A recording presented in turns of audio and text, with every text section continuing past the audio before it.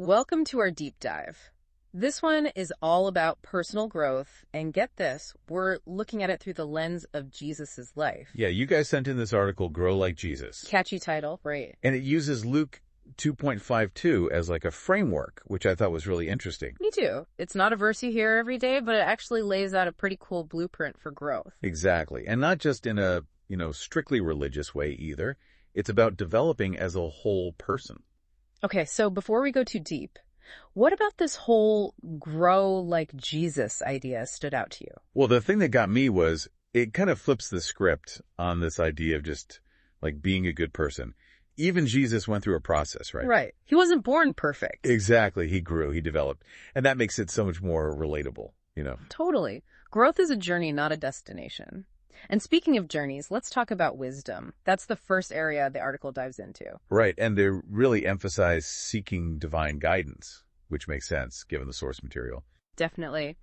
But it also got me thinking, even if you're not coming at this from a faith perspective, where do you go when you need that deeper wisdom? Yeah, when you're facing a decision that your own experience just can't cover. Exactly. Do you turn to mentors? Books? What about reflecting on your own values? That's a good point. It's about actively seeking wisdom, not just hoping it'll magically appear. Totally. And the article shares this story about Sarah. Oh yeah, Sarah. She was facing a tough career decision. Right. And instead of just freaking out, she turned to the book of Proverbs for guidance. Which is kind of wild when you think about it. Proverbs is a career guide. Right. But it made me think about how ancient wisdom can still apply today. Like Proverbs 16.3 says, commit to the Lord whatever you do, and he will establish your plans. And even outside of the religious context, there's something powerful there. Aligning your work with your purpose, your values. That's what Sarah did. She connected with her faith and found clarity in a situation where she felt lost. It's a great example of how seeking wisdom isn't just about knowledge. It's about applying it to make choices that resonate with you. Okay, so we've covered wisdom.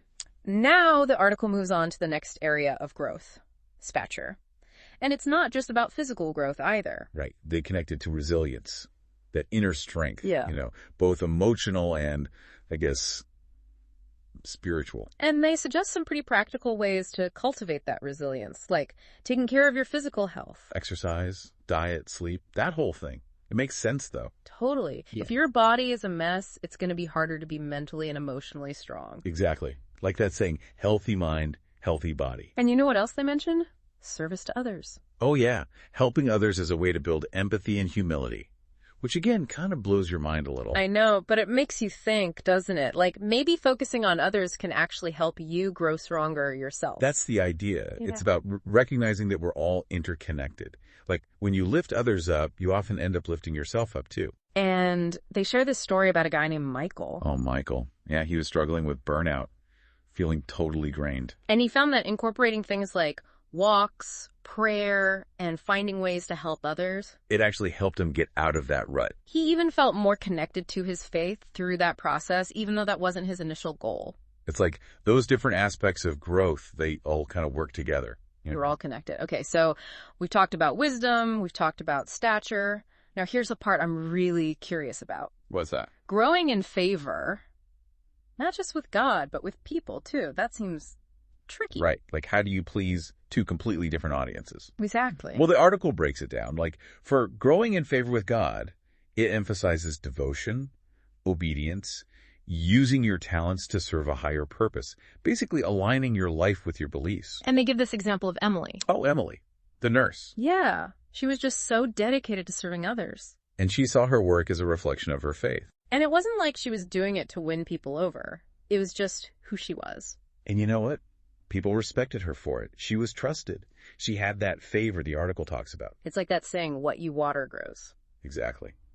And then the article shifts to favor with man.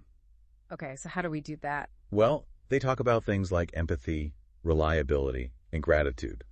Basically being a good person. Yeah, but it's more than that. Those qualities, they build trust, and respect, which are essential for any relationship, whether it's personal or professional. And that's where they bring in David's story. Oh, David, the manager. Yes, he implemented this whole open communication, collaborative approach with his team. And it wasn't just a management tactic. Right. It was rooted in his beliefs. Right, and it ended up creating this super positive and productive work environment. It's like those two aspects of favor that kind of feed into each other. You live in a way that honors your beliefs, and it naturally influences how you treat others. And that, in turn, influences how they see you. It's like this ripple effect. Totally. But here's the thing. We live in a world where favor often feels tied to Superficial stuff. Yeah. Likes, followers, all that. So how do we reconcile those two things? That's a great question, and it's something we'll definitely dig into in part 2 of our deep dive. But first, a quick break. We'll be right back. So we're talking about growing like Jesus, right? And I keep thinking, how do these principles actually apply to our lives today? Like, the world is so different than it was back then. It really is. We're bombarded with information. There's this pressure to be constantly on. It's like, how do you even find the space to grow? That's the million-dollar question, isn't it? But even though the context has changed, I still think those core principles hold up. Okay, like, give me an example. Sure. Let's take wisdom. The article talks about seeking divine guidance, but what if you're not religious? Where do you go for that deeper wisdom? That's a good question. Maybe it's meditation. Maybe it's finding mentors you trust. Or even just taking the time to, actually reflect. It's about creating that space to hear your own inner voice, isn't it? Yeah. And being intentional about the other voices you let in. I mean, think about social media. We're constantly bombarded with opinions and advice. It's so easy to get caught up in all that noise and lose sight of what you actually believe. Right.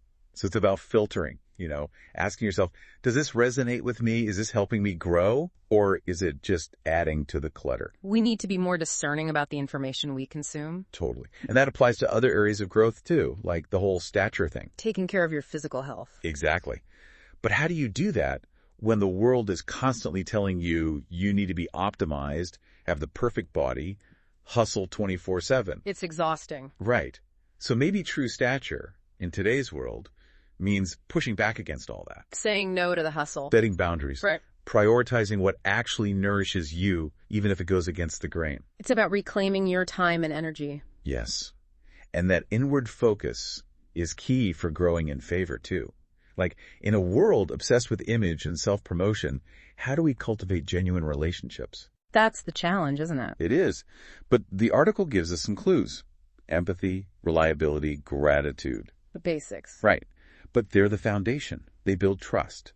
And that's what creates genuine connection, not just superficial charm. So it's about being present, listening, offering support. Exactly. And asking yourself, am I using social media to connect authentically? Or am I just trying to curate a perfect image? We're all guilty of that sometimes, right? Totally. But it's about aligning your actions with your values, even online. And you know what? This whole growing like Jesus thing, it's not about fitting into some perfect mold. It's about cultivating that inner strength that shines through no matter what. It's about embracing the messiness, the ups and downs. Because that's where the real growth happens. Absolutely. And that brings us back to that image of the tree by the river. That metaphor really stuck with me. Me too. Why do you think that is? I think it's because it reminds us that growth takes nourishment. Just like a tree needs water and sunlight, we need to be intentional about what we're feeding our minds, bodies, and spirits. It's about asking, what nourishes my soul? What helps me weather the storms? And those answers are going to be different for everyone. Right. It's about tuning into what you need. And making those things a priority, even if it means saying no to things that drain you. And remembering that growth isn't always linear. Oh, yeah. Sometimes it's messy. Sometimes you take a few steps back. But that's okay. It's like a tree weathering a storm. It might bend, it might lose a branch or two, but it stays rooted. It endures. And so do we. Okay, so how do we cultivate that kind of resilience? That's a big question, and it's something we'll explore more in part 3. But I think one of the most important things is remembering. What's that? You're not alone. We keep coming back to that tree by the river, and I think there's a reason for that. It's not just about the tree itself. Right. Even the strongest tree needs a supportive ecosystem to thrive. It needs the right soil, sunlight, maybe even other trees to protect it from the wind. And you know what? I think people are the same way. Totally. We need that support system, that sense of community. Yeah. To help us grow. It's something the article kind of hints at but doesn't really dive into. Yeah, but you can see it in those stories they share. Like Emily, the nurse. Yeah. She found so much fulfillment in serving others. And it wasn't just about her individual faith. It was about being part of something bigger.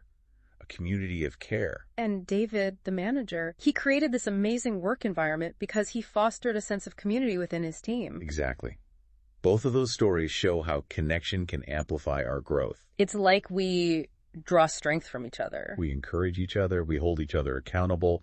Sometimes we just need someone to listen, you know? Totally. And even Jesus, who this whole article is about, he wasn't alone on his journey, right? Nope.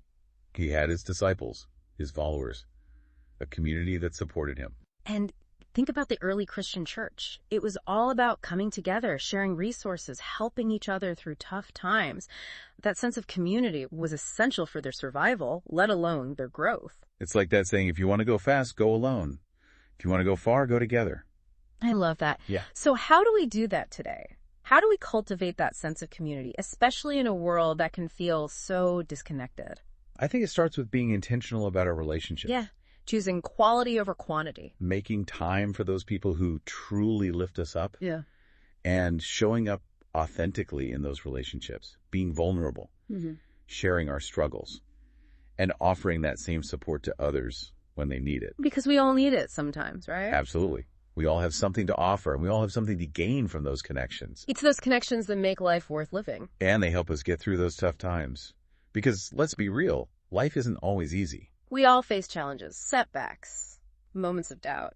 And that's when our community becomes even more important.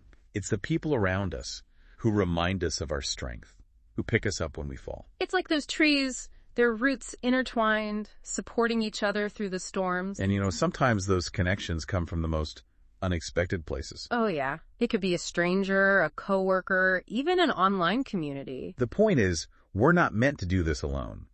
So as you think about growing like Jesus, consider the role of community in your own life. Who are the people who nourish your soul?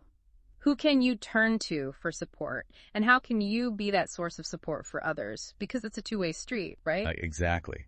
We receive strength from our community, but we also have a responsibility to give back. It's like we're all branches of the same tree drawing strength from a common source. And when we support each other, challenge each other, celebrate each other's wins, we create something really powerful. We create positive change. So as we wrap up this deep dive, let's remember this. Growth isn't just an individual pursuit. It's a collective journey. We're all in this together. And together, we can achieve amazing things. Thanks for joining us on this deep dive. We hope it's given you some food for thought. Remember, you're not alone on this path. Embrace those connections. Keep growing, keep learning, and keep striving to be the best version of yourself.